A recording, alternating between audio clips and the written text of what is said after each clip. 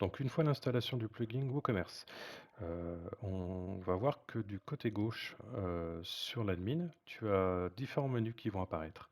WooCommerce, produits, statistiques, marketing. Donc pour le moment, on va voir à quoi ressemble la boutique, qui est vide. Donc voilà, on passe sur la page d'accueil, vide pour le moment.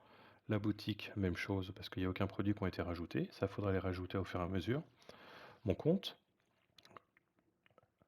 le panier, même chose qui est vide.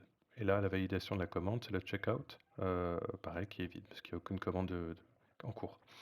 Donc, on va avoir sur l'admin, donc sur le menu qui a été créé WooCommerce. Donc, tu vois, il y a différentes entrées. Nous, on va aller dans Réglages. Réglages, il y a plusieurs onglets. On va débuter par l'onglet général. Donc sur l'adresse de la boutique, c'est l'adresse qui a été écrite durant l'activation du plugin. Donc, tu vois ici, il y a les différents champs, tu peux les modifier. Donc dans les options générales, on va voir la première chose, c'est où vendre. Alors, est-ce que tu veux vendre dans tous les pays? Est-ce que tu veux vendre dans tous les pays sauf certains pays? On peut mettre l'Italie par exemple. Donc là, tu vas dans tous les pays sauf l'Italie. Ou est-ce que tu veux vendre que dans certains pays? Pareil, tu mets le début des lettres. Hop, on va retourner sur l'Italie. On peut vendre uniquement en Espagne et uniquement en France. Voilà, si tu veux les effacer, tu cliques par ici. Après, où livrer? Ça va être la même chose. Donc en gros, est-ce que tu veux livrer dans tous les pays? Est-ce que tu veux livrer dans des pays qui sont dans les pays spécifiques uniquement? Donc là, tu vas donner leur nom pareil.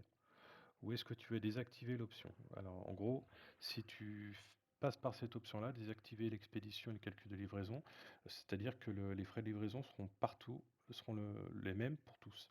En gros, ça sera un prix forfaitaire. Donc, tu envoies en France à côté de chez toi ou que tu envoies en Belgique, ça sera le même tarif. Donc, nous, on va laisser livrer dans tous les pays où vous vendez.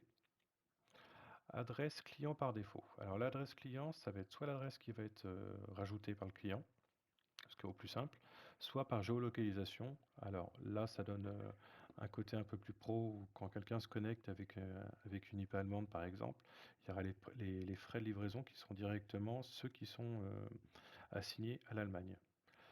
Le seul côté négatif, c'est que si tu as un client qui est parti en vacances en Allemagne, qui commande de l'Allemagne, il aura les frais de livraison allemands et non français, donc plus cher. Voilà, c'est un service qui est proposé par MaxMind. C'est bon. Moi, je déconseille un petit peu. Après, pourquoi pas sur des grosses structures.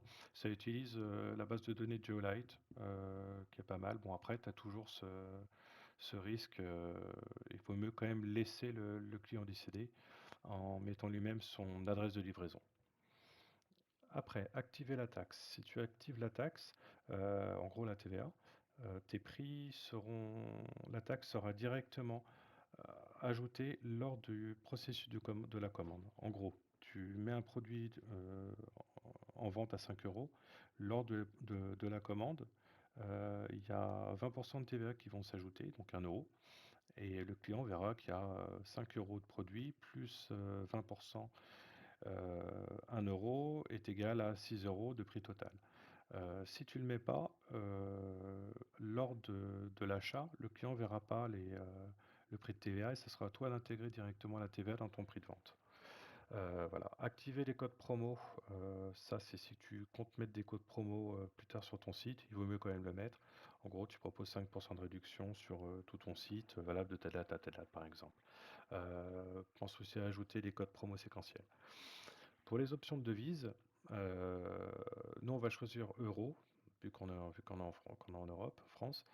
On va ajouter ça. La position, en France on met ça à droite, les Américains mettent ça à gauche avec le dollar. Séparateur de milliers, France on met rien. Séparateur décimal en France on met une virgule. Et nombre décimaux, on va en mettre, nombre de décimales, on va en mettre 2 après la virgule. Si tu mets rien, c'est que des chiffres ronds sans rien après. Voilà. Alors oui, une fois que tu as validé tout ça, tu peux revérifier que tout corresponde à ce que tu souhaites. Tu termines par enregistrer les modifications.